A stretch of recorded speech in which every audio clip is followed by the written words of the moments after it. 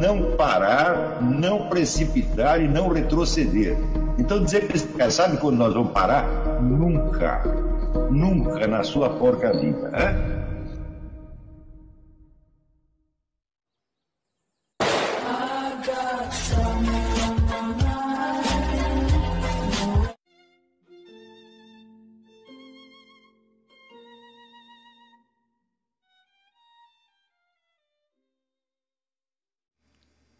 E aí pessoal, tranquilo? Então vem aqui antes do vídeo começar, pedir para vocês se inscreverem, quem não for inscrito, compartilhar, curtir, comentar. Quem puder seja membro do canal, que isso ajuda bastante. Tem também o link do Apoia-se. Quem puder ajudar nosso canal e apoiar financeiramente vai ser muito bem-vindo. Mas o mais importante é transmitir o conteúdo e os conhecimentos do professor Olavo de Carvalho para mais e mais brasileiros. Então compartilhe e ajude aí nossa causa. Muito obrigado a todos os membros, apoiadores do canal. Fico muito feliz. Tenho certeza que a gente está no caminho certo. Então fiquem com o vídeo e até mais. Valeu! Conhecer um ente é estar consciente do seu círculo de latência, o qual círculo de latência é inabarcável. Ou seja, eu acredito que o velho Aristóteles tinha razão quando diz que você, de um ente que você percebe, você apreende a forma inteligível. Mas você apreende só a forma inteligível? Não, a forma inteligível é aquilo que você coloca no conceito do ente, ou na sua imagem mental. No instante que você capta o ente, você capta a forma inteligível e você sabe que ali tem muito mais do que a forma inteligível. Por exemplo, a forma inteligível do gato é a mesma desde que ele nasce até que ele morre. E é a mesma no outro gato, no outro gato, no outro gato. É só isso que você aprende do gato? Não. Você apreende também o conjunto de propriedades e o conjunto de acidentes possíveis que compõem aquele gato. Por exemplo, eu dou o seguinte exemplo. Você está caminhando por a rua e você vê um cachorro deitado. O que o cachorro vai fazer? Ele pode abanar o rabo, ele pode rosnar para você, ele pode te morder, ele pode te ignorar, mas ele não pode sair voando.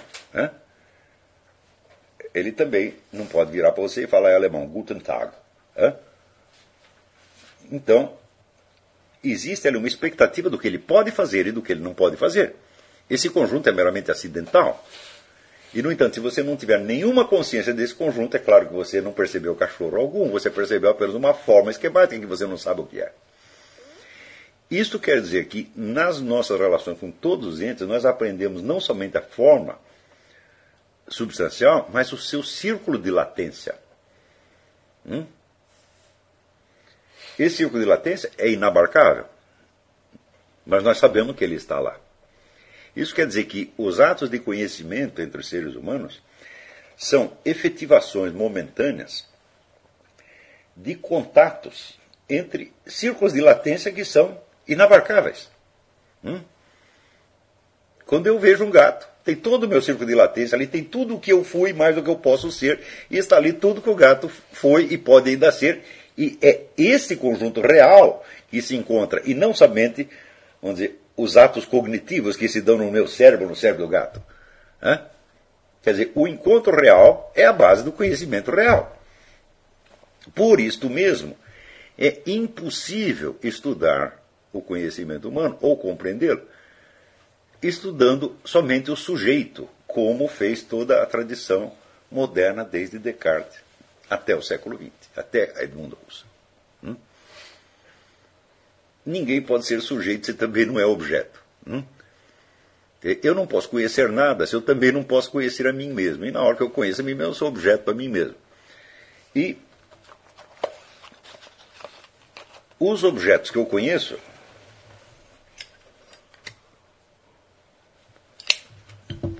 não poderiam ser conhecidos se eles não recebessem nenhuma informação de mim. Ou seja, se a minha presença não os afeta no que quer que seja.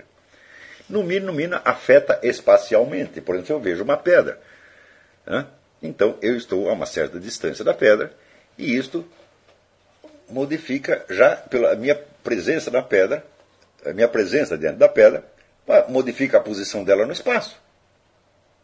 Isso é o mínimo de informação que eu estou passando para ela. Não que ela vá aprender isso em modo consciente, mas ela aprende em modo existencial. Quer dizer, a situação real dela está alterada pela minha presença.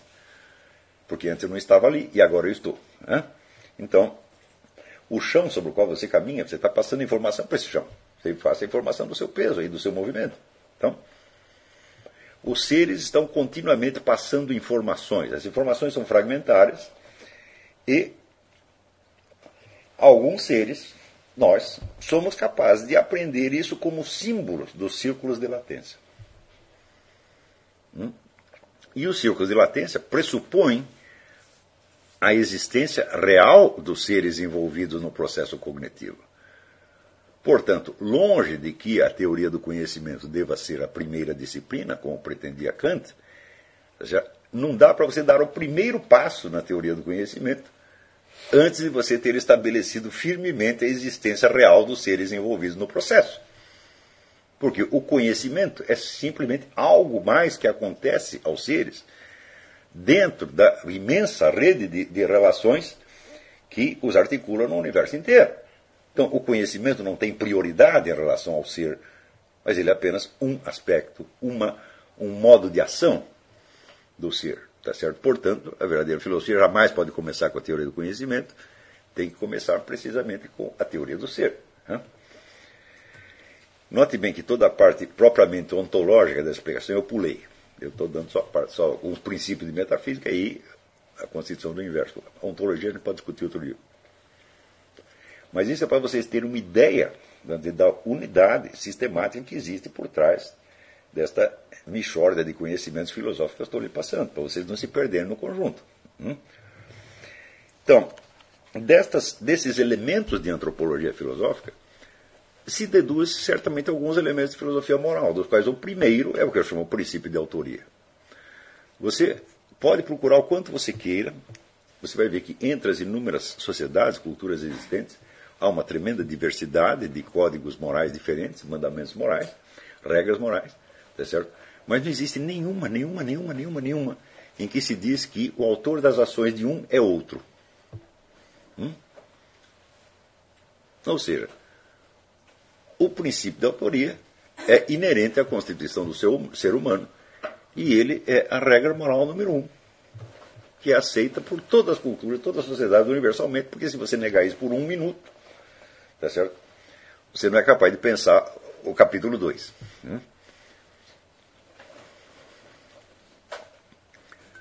Então,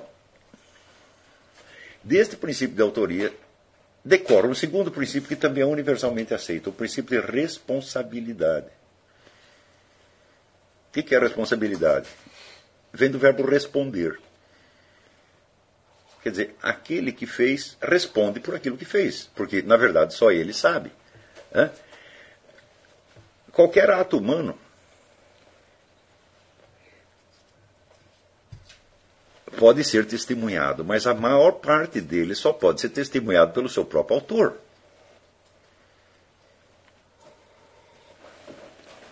Então, se não existisse o princípio de autoria, não poderia haver jamais a noção de responsabilidade.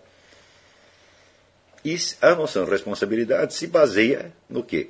Na continuidade existencial, continuidade ontológica do eu.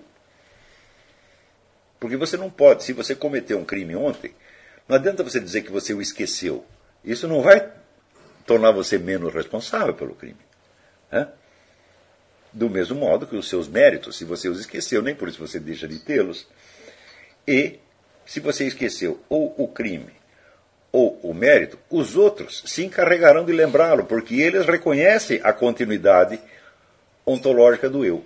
Ou seja, todo o conjunto das relações humanas, conjunto universal das relações humanas, se baseia na continuidade ontológica do eu como autor de seus atos. Qualquer tentativa de negar isso por motivos eruditos ou elegantes ou quanto se queira é uma irresponsabilidade, é uma besteira, tá certo? E não merece 5 minutos de atenção.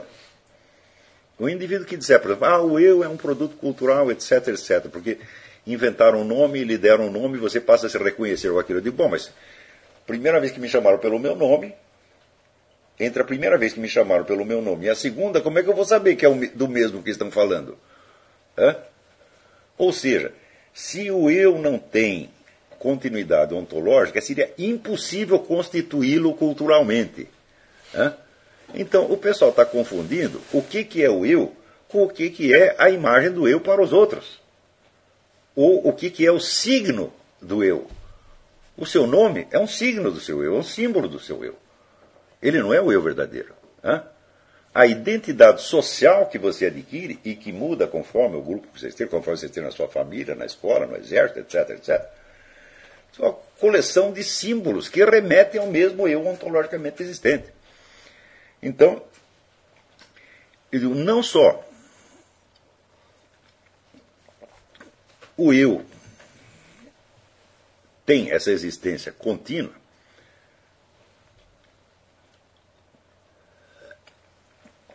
como a existência dele é mais contínua do que a de todo o universo físico que você conhece. Nós acabamos de ver, na primeira parte, que o nosso universo não é pleno. Ele é cheio de buracos, ele é cheio de intervalos. Né? Vamos dizer, o ser físico está repleto de não ser.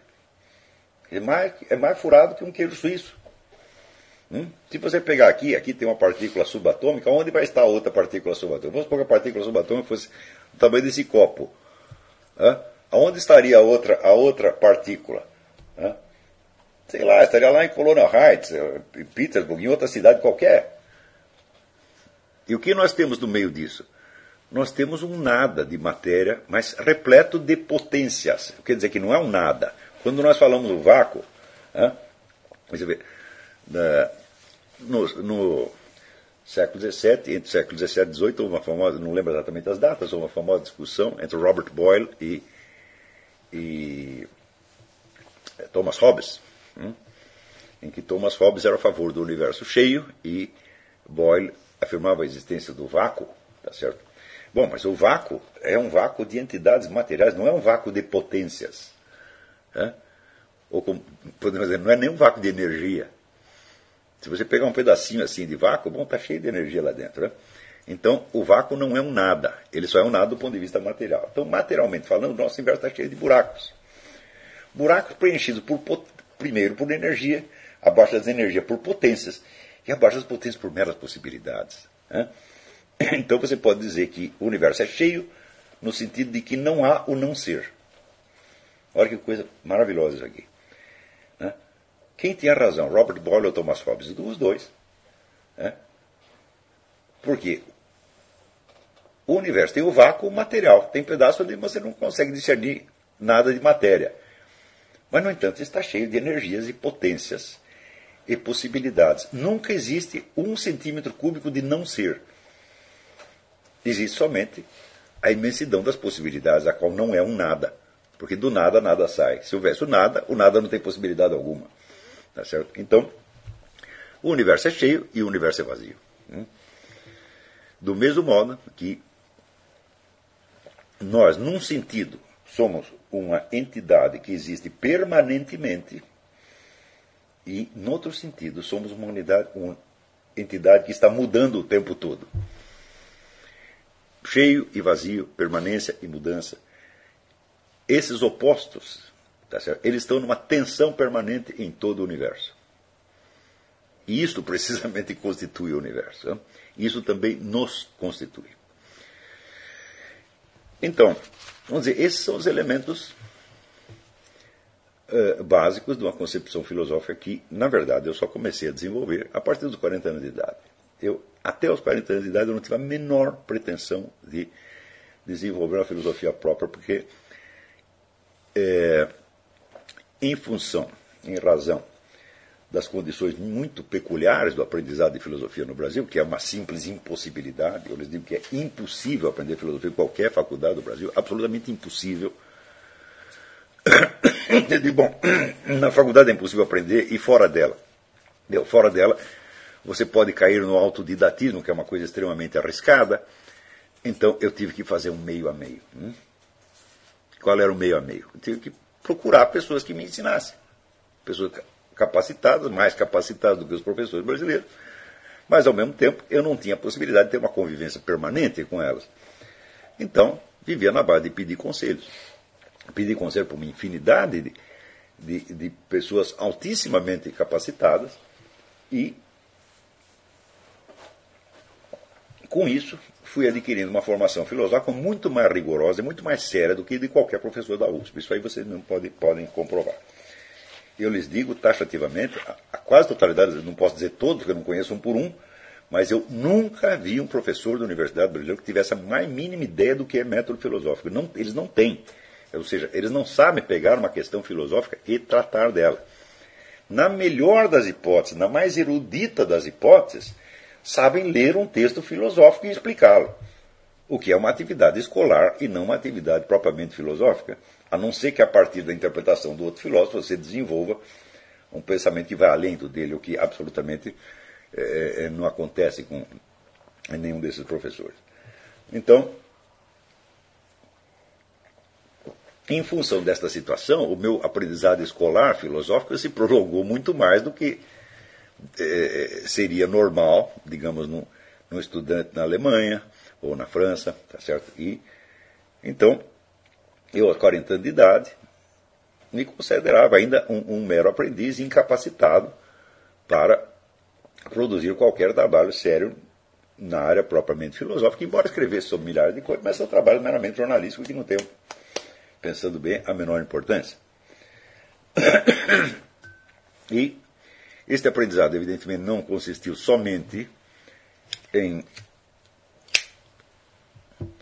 ler livros de filosofia, mas buscar conhecimento mediante a experiência. Por exemplo, a experiência da religião, a experiência do esoterismo e várias outras, né?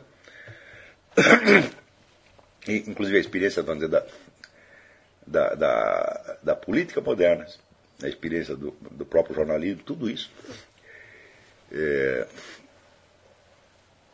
foi, vamos dizer, o meu aprendizado escolar. Até que um dia eu me lembro que eu estava fazendo a barba e olhei para o espelho e de repente eu me toquei e falei, opa, eu já sei tudo a respeito de mim mesmo. Eu não consigo me enganar mais. Então quer dizer que eu agora cessei de ser um problema para mim. Então agora vamos tratar de pensar em alguma coisa que não seja, né, a minha ilustre pessoa. E foi a partir daí justamente que eu comecei a investigar alguns problemas filosóficos, de início sem nenhuma intenção de chegar vamos dizer, a um edifício sistêmico, mas chegando a ele pela própria natureza das coisas. No tempo eu também fui desenvolvendo então, várias investigações, umas derivadas das conclusões mais abrangentes que eu estava chegando, e outras, ao contrário, partia de uma pergunta independente, e aos poucos aquilo se integrava dentro do conjunto. Dentre essas investigações,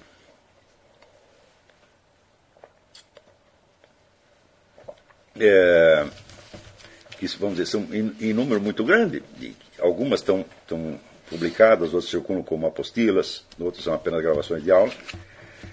Eu poderia destacar no momento as seguintes. Primeiro, a investigação sobre o método nas ciências sociais. Este existe em forma de apostila de um curso que eu dei no Paraná, não é isso? Onde eu tentava articular na máxima medida possível o conhecimento da sociedade humana, e da cultura e da história com a autoconsciência que o indivíduo tem da sua própria continuidade ao longo do tempo. Ou seja, fazer com que as chamadas ciências humanas se tornassem efetivamente humanas, no sentido de que o seu porta-voz não é alheio ao processo que ele está descrevendo, mas ele sabe exatamente qual é a posição dele no conjunto e qual é o papel que ele está desempenhando. Isso aí é uma coisa, vamos dizer, muito fácil de você perder. A coisa mais fácil do mundo é o cientista social se colocar a uma distância do processo descrito como se ele fosse um anjo do Senhor, tá certo? Ou se ele fosse um ser extracósmico que está observando o processo. Por exemplo, eu acho a coisa mais notável quando você estuda um dos pioneiros da ciência social, que foi Karl Marx. Embora ele insista na praxis, que é, vamos dizer, a unidade de prática e teoria, você não vê um momento ele analisar a sua própria posição social. A sua própria posição. Por aqui, classe social pertencia a Karl Marx. Você não vê uma menção a isso em toda a obra dele. Se a classe social tem algo a ver com a ideologia que você desenvolve, então, qual era a posição social de Karl Marx na ordem das classes e como isto afetou, vamos dizer, a sua visão ideológica da sociedade? Você não vê uma linha a respeito disso. Então, a praxis de que ele fala é uma praxis inteiramente coisificada, é uma caricatura de praxis, é uma coisa vista como se fosse num teatrinho, e não é a realidade da atuação do próprio Karl Marx. Então, quando ele diz que somente o proletariado pode ter uma visão objetiva do processo histórico, porque o proletariado é a classe explorada que não explora ninguém, eu digo, bom, mas como você se coloca nisso? Como foi possível que você, não sendo proletário, fosse o primeiro a chegar a essa visão objetiva? Você nos deve uma explicação sobre isso. Se você diz que só o proletariado pode ter essa visão, mas ao mesmo tempo você não sendo proletário, você é o primeiro que a alcança, você nos deve uma explicação. Essa explicação está ausente, e está ausente a consciência do problema. Então eu digo, isto não é ciência social. Isto é um fingimento, quer dizer, o indivíduo está fingindo que a sociedade é como se fosse um laboratório, né, que só tem ratinhos, e ele não sendo evidentemente um ratinho, ele descreve a conduta dos ratinhos desde fora e desde cima. Então isto é a ilusão constitutiva das ciências sociais. E livrar-se desta ilusão, vamos dizer, eu acho que é a primeira condição para um método objetivo nas ciências sociais. Então,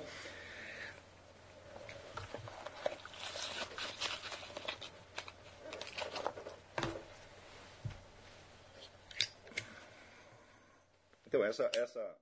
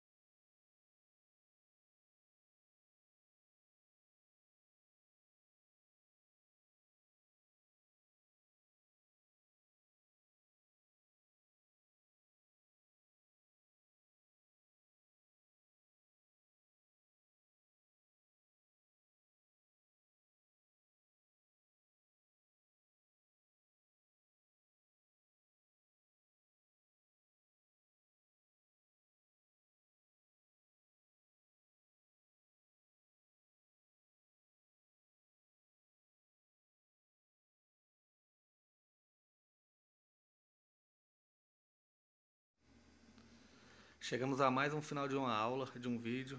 Espero que tenham gostado. Quem não se inscreveu ainda, se inscreva, compartilhe, comente. Ajude nosso canal, apoie, seja membro.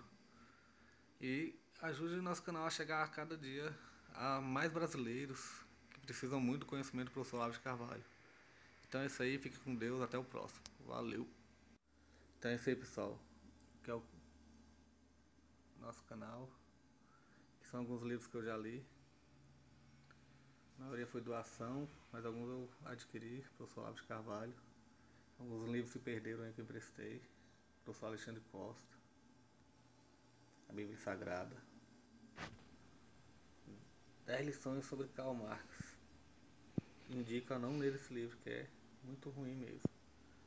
Os pensadores aqui que realmente, como o professor Olavo de Carvalho disse, não são pensadores. Valeu, tamo junto aí. Apoie nosso canal, seja membro.